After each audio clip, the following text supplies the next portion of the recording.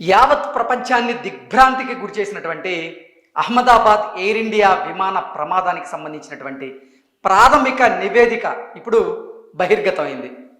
ఆ నివేదికలో ఏముంది, అసలు అహ్మదాబాద్లో జరిగినటువంటి ఈ ఎయిర్ ఇండియా విమాన ప్రమాదానికి గల కారణం ఏంటి, అసలు కాక్పిట్లో ఏముంది, కాక్పిట్ బయట పెట్టినటువంటి నిజాలేంటి అనేది మనం పూర్తి స్థాయిలో విశ్లేషణ చేసుకునేటువంటి ప్రయత్నం చేద్దాం. ఎయిర్ ఇండియా విమాన ప్రమాదం కాక్పిట్లో ఏ క్షణంలో ఏం జరిగిందంటే, యావత్ దేశాన్ని దిగ్భ్రాంతికి గురి చేసినటువంటి అహ్మదాబాద్ ఎయిర్ ఇండియా విమాన దుర్ఘటన పైన ప్రాథమిక నివేదిక బహిర్గతమైంది. విమాన ఇంజన్ల ఇంధన కంట్రోల్ స్విచ్ ఆగిపోవడం వల్లే ప్రమాదం జరిగి ఉంటుందని ప్రాథమికంగా నిర్ధారణకు వచ్చారు.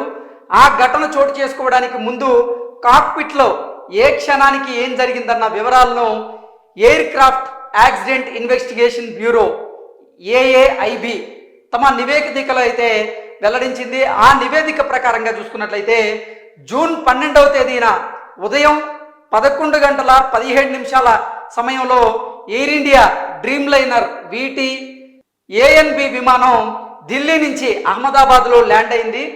మధ్యాహ్నం 1:10:38 విమానాశ్రయంలోని బే 34 నుంచి బయలుదేరేందుకు ఈ విమానం సిద్ధమైంది.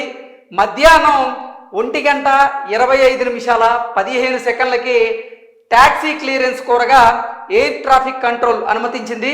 1 నిమిషం తర్వాత విమానం బే 34 నుంచి R4 ట్యాక్సీవే మార్గంలో 23వ రన్వే పైకి చేరుకుంది. అక్కడి నుంచి టేకాఫ్కి సిద్ధమైంది. మధ్యాహ్నం 1:32:03 సమయంలో విమానం గ్రౌండ్ నుంచి టవర్ కంట్రోల్కు మారింది. మధ్యాహ్నం 1:37:33 సమయంలో టేకాఫ్ క్లియరెన్స్ జారీ అయింది. నెక్స్ట్ మధ్యాహ్నం 1:37:37 విమానం టేకాఫ్ ప్రారంభించింది. ఆ తర్వాత మధ్యాహ్నం 1:38:39 విమానం ఎయిర్ గ్రౌండ్ సెన్సార్ ఎయిర్ మోడ్లోకి మారింది. దీంతో లోహ విహంగం గాల్లోకి లేచింది. ఇక మధ్యాహ్నం 1:38:42 సమయంలో చూసుకున్నట్లయితే విమానం గరిష్ట వేగమైనటువంటి 180 నాట్స్కు అందుకుంది.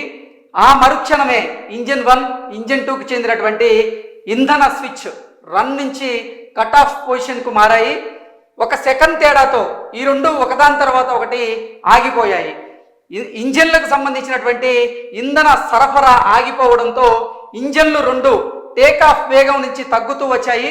స్విచ్లు ఎందుకు ఆపారంటూ ఒక పైలట్ మరో పైలట్ను ప్రశ్నించినట్లుగా కాక్పిట్ వాయిస్ రికార్డులు అయితే ఉంది.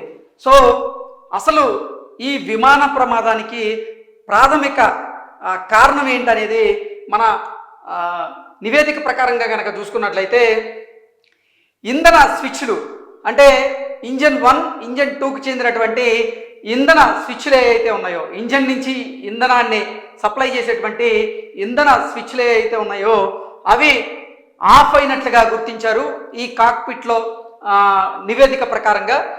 అయితే ఆ కాక్పిట్ చెప్తున్న దాని ప్రకారంగా స్విచ్లు ఎందుకు ఆపారంటూ ఒక పైలట్ మరో పైలట్ను ప్రశ్నించినట్లుగా కాక్పిట్లో వాయిస్ రికార్డులో అయితే ఉంది.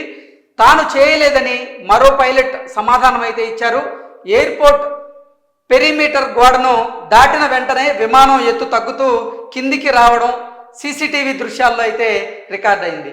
సో ఓవరాల్గా అసలు ఈ విమాన ప్రమాదానికి కారణం గనక చూసుకున్నట్లయితే ఇంజన్లోకి ఇంధనాన్ని సప్లై చేసేటువంటి ఈ ఇంధన స్విచ్లు ఏవైతే ఉన్నాయో, అంటే ఇంజన్ 1, ఇంజన్ 2కి చెందినటువంటి ఈ ఇంధన స్విచ్లు రన్ నుంచి కట్ ఆఫ్ పొజిషన్కి అవి మారాయి. ఆ స్విచ్లు ఆఫ్ అవడేటువంటి నేపథ్యంలోనే ఈ ప్రమాదం జరిగి ఉండొచ్చు.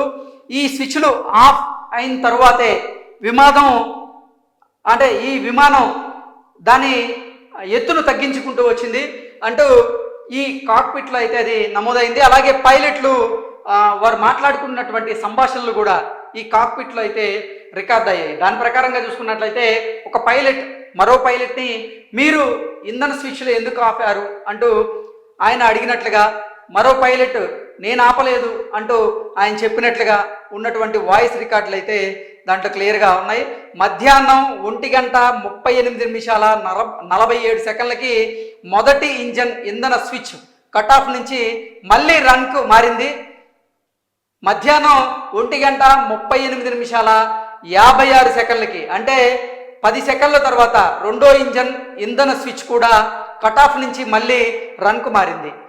ఇంజన్ కంట్రోల్ స్విచ్లను కట్ ఆఫ్ నుంచి రన్కు మార్చినప్పుడు ప్రతి engine full authority dual engine control ఆటోమేటిక్గా రీలైట్ చేస్తూ ఉంది. అప్పుడు ఇంధనం నుంచి వచ్చినటువంటి థ్రస్ట్ రికవరీ అవుతూ ఉంది. ఈ విమానంలో మొదటి ఇంజన్ తిరిగి ఆన్ అవడం ప్రారంభించింది, కానీ రెండో ఇంజన్ మాత్రం నిర్దిష్ట వేగాన్ని అందుకునేలాగా చేయలేకపోయింది. సో విమాన ప్రమాదానికి కారణం ఏంటంటే ఈ ఇంధనాన్ని సప్లై చేసేటువంటి ఇంధన స్విచ్లు ఏవైతే ఉన్నాయో అవి ఫెయిల్యూర్ అవ్వడం, వాటిని మళ్ళీ రిజాల్వ్ చేసేటువంటి ప్రయత్నం పైలట్లు చేసినప్పటికీ ఇంధనం 1 నుంచి ఆ స్విచ్ నుంచి మాత్రం కొంచెం సక్సెస్ఫుల్గా దాన్ని రిజాల్వ్ చేయగలిగారు, కానీ ఇంధనం 2కి సంబంధించినటువంటి స్విచ్ని రిజాల్వ్ చేయడంలో మాత్రం కొంత ఆలస్యం జరిగింది.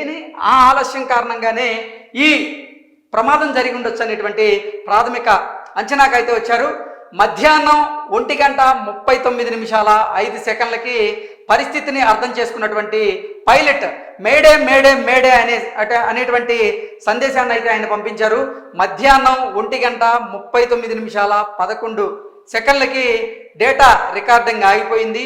మధ్యాహ్నం 1:44:44 చూసుకున్నట్లయితే క్రాస్ ఫైర్ టెండర్లు సహాయక చర్యల నిమిత్తం ఎయిర్పోర్ట్ నుంచి బయలుదేరినట్లుగా ఈ నివేదిక అయితే తెలియజేస్తూ ఉంది. సో ఈ నివేదిక చెప్పేదాని ప్రకారంగా చూసుకున్నట్లయితే ఇంజన్కి ఇంధనాన్ని సరఫరా చేసేటువంటి స్విచ్ ఏదైతే ఉందో ఆ స్విచ్ ఆగిపోవడం వల్లే ఈ అహ్మదాబాద్లో జరిగినటువంటి ఈ ఎయిర్ ఇండియా విమానం ప్రమాదానికి కారణం అదే అంటూ కూడా ఇప్పుడు ప్రాథమిక నివేదిక అయితే తెలియజేస్తూ ఉంది.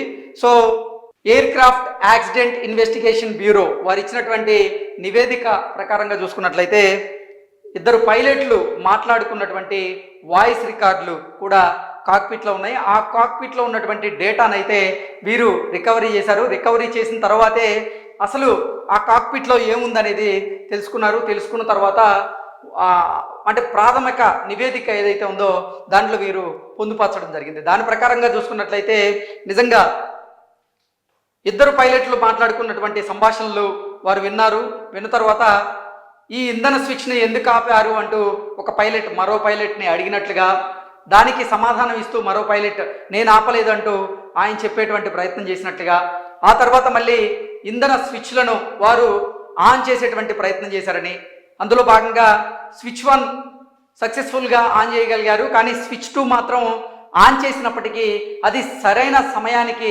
స్పందించలేకపోవడం ప్రమాదానికి కారణం అయి ఉండొచ్చు అనేటువంటి ప్రాథమిక నివేదికనైతే ఇప్పుడు వీళ్ళు అందజేస్తున్నారు. దీని ప్రకారంగా చూసుకున్నట్లయితే నిజంగా ఇంధనానికి సంబంధించినటువంటి స్విచ్ 1 స్విచ్ 2 ఆఫ్ అయినటువంటి కారణం చేతనే ఈ విమాన ప్రమాదం జరిగిందనేటువంటి నిర్ధారణకైతే వాళ్ళు వచ్చారు.